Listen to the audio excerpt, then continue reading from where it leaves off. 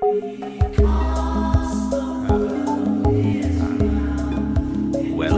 to the Arcturian Playground, a place to play in the realm of imagination, all done in the service of compassionate expansion of consciousness. Yes, it sounds weird, we know. We would not have it any other way.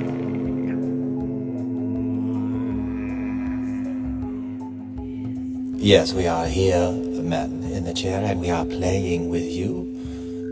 Usually, when you sit down to channel the Arcturian collective thingy, it is late at night, and you are in a different state of mind than you currently are, sitting in the morning as you have returned from the grocery store, full of thoughts in your mind which you wish to express. We are speaking to the man in the chair, who is not literally in a chair, and is perhaps not even literally a man in total and wholeness.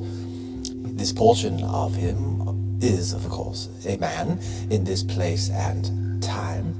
However, that is merely one aspect of the greater entity as a whole, and we, the Arcturian collective thingy, are also an entity which has an infinite number of smaller parts which make it up, all of those parts having experiences like so many cells within the body which cooperate together in harmonious ways that are far beyond your comprehension, for we are the collective intelligence of the Arcturus solar system. We are all forms of life which ever have and ever will exist within the playground of the Arcturus solar system, and which branch out and spread their influence, proliferating throughout the entire galaxy, you might say, all of the stars within a cluster,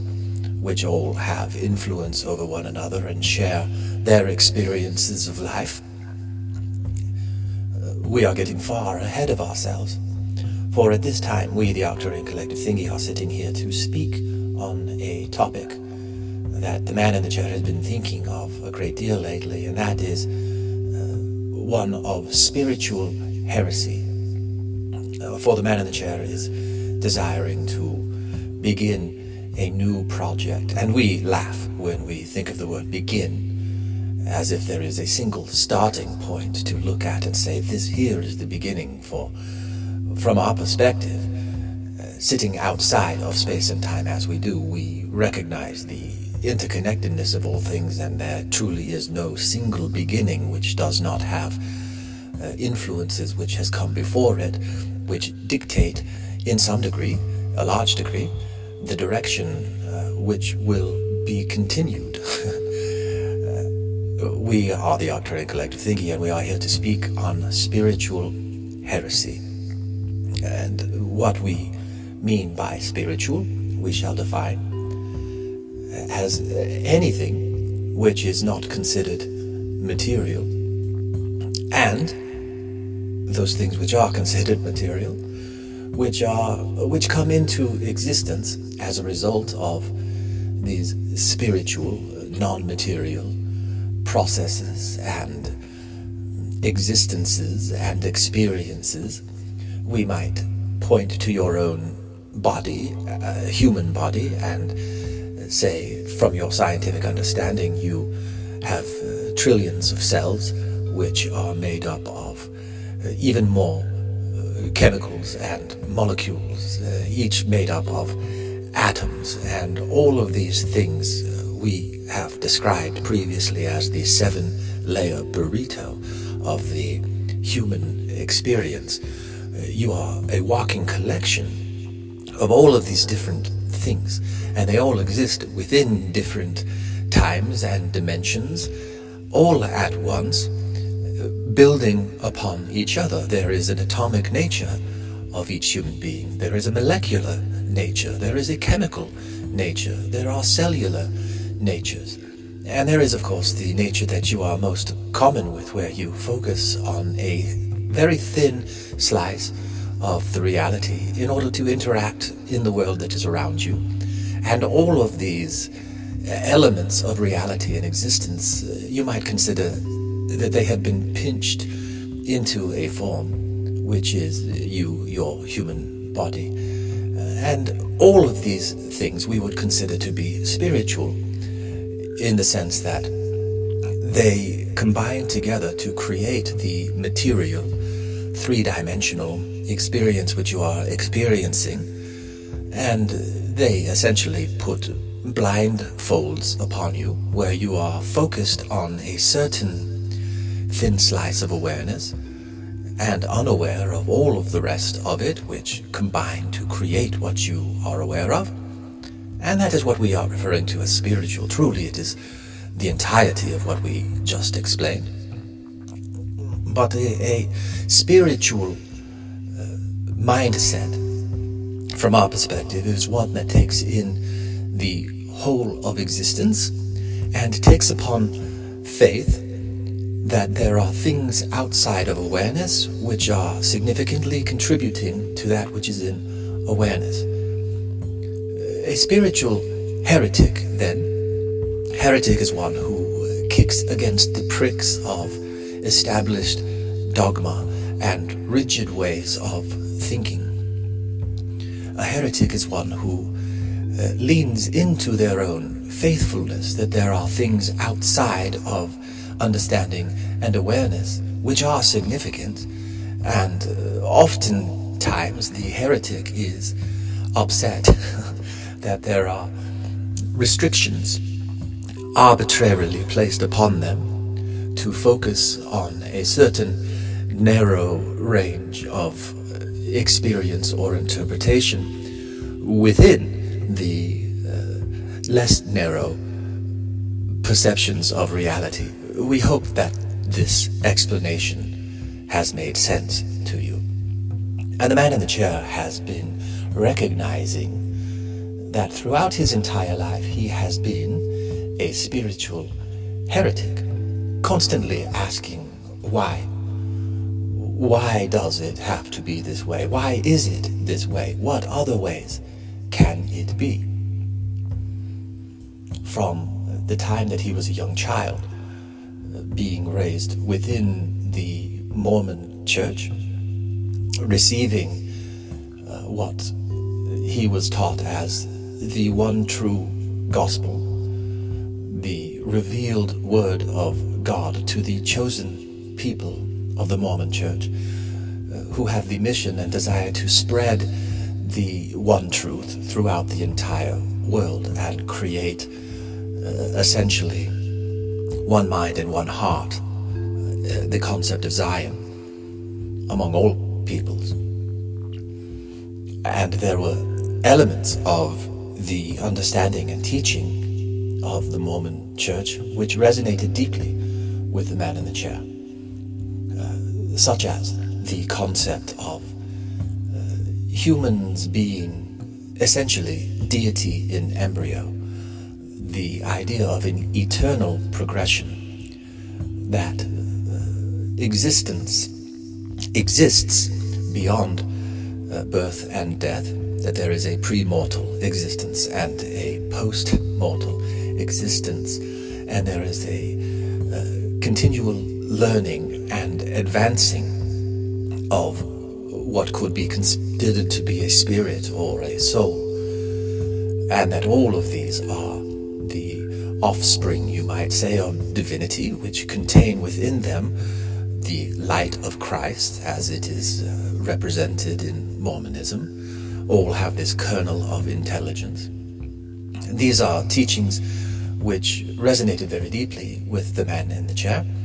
The idea that charity is the utmost value to engage with other humans and with oneself, to be charitable, to be kind, to be loving, to be understanding, to be responsible. The story of Jesus who upon the cross says, forgive my persecutors, forgive those who are ignorant, forgive them for they know not what they do. The idea of forgiveness. These things resonated very deeply with the man in the chair. And yet he distanced himself from this group of Mormons, for he also recognized that, like an infection, there was an ideology that was made to create an elite class or a chosen people which is above the normal non-chosen or the Gentile, an us versus them mentality, which as he began to recognize this more, and especially recognize in himself the arrogance of feeling superior to another person because he has the truth and they are in error, be it smoking cigarettes or drinking coffee or sexual relations or any type of thing which the man in the chair was taught to judge as wrong and incorrect and improper, and the pathway to misery, wickedness which never was happiness, the natural man being the enemy to God. These teachings which seeped into Mormonism and turned the entire organization into a hypocritical body which would espouse universal love, messages of universal love, while in practice excluding those who are deemed to be outside of the group. Thought control, belief control. Those who the man in the chair knew who were excommunicated from the church for genuinely asking questions and challenging established dogma.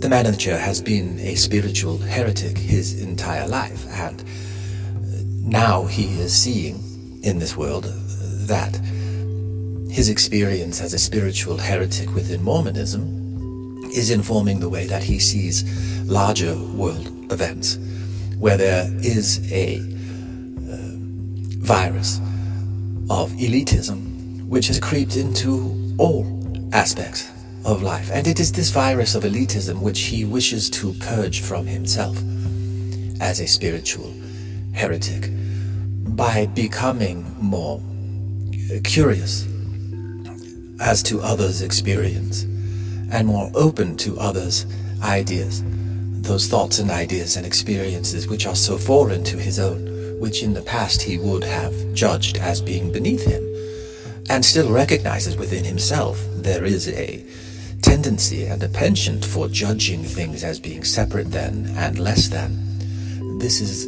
a deep spiritual wound within himself which he is desiring to heal, and this channeling that he has been doing quite actively and consciously for the past 2 years, especially creating these messages and publishing them on the Arcturian Playground podcast, and now also sharing them with his audience on the Infants on Thrones podcast, which has been a primary outlet for his spiritual heresy in regards to the Mormon experience of his youth.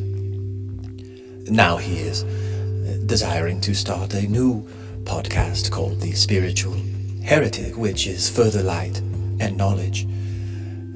Another promise which he received in Mormonism, and one that spoke very deeply to his soul, that the quest for enlightenment, if you will, is an inward quest where further light and knowledge can be gained by exploring one's own divinity and discovering, redefining divinity itself through a spiritual lens, which takes into account all of the material and non-material forces which combine together to create the experience of life. All of these things are, in fact, divine, not just those things which are good. This is part of the virus of the mind, which would separate these things from those things and would say these things are divine and yet those things are not. The man in the chair is now desiring to truly experience all things in life as divine and to develop within himself a gratitude for the ability to experience all of the experiences which he experiences and to share with others what he experiences, not as a way to convert them to the one true truth, but as a way to create within himself neural pathways which are more inclusive, which align his own thoughts and behaviors as he interacts with those in the external world, to align those thoughts and actions and behaviors with his own inner nature, which has a spiritual history and evolution far beyond his ability to currently understand, although he tries his best through these expansive channeling artistic expressions, attempting to push against the limits of his knowledge and understanding and to shatter as much as possible the restraints put upon him by dogma, which would steer him in the direction of elitism or arrogance. This is the mission, the desire of the man in the chair, to create a new way of expressing himself that focuses on elements of culture, such as woke culture, as it is told, as it is described, as it is experienced in this world, where the man in the chair can see this as a divine experience, not in judgment of the horrible effects which are happening, a recognition of horrible effects which are happening and the way that many see them as horrible and even he himself sees as horrible. And the question, how can I untie these? How can I take this knot of judgment which arises within me and deems this thing to be horrible? How can I untie this knot and find peace? How can I use my faith that all things are interconnected, that all things are one, that all things are perfectly moving in the divine direction which has been established with the goal of experiencing all things there are to experience and finding a oneness, a reunification, not by demanding that all people conform to a certain way, but rather by accepting that all things as they are fit perfectly within all things that are. This is the mission of the man in the chair, to create his own mind and heart in this way, to create an inner peace and an inner harmony and congruity with the emotion tones of his deeper spirit or soul.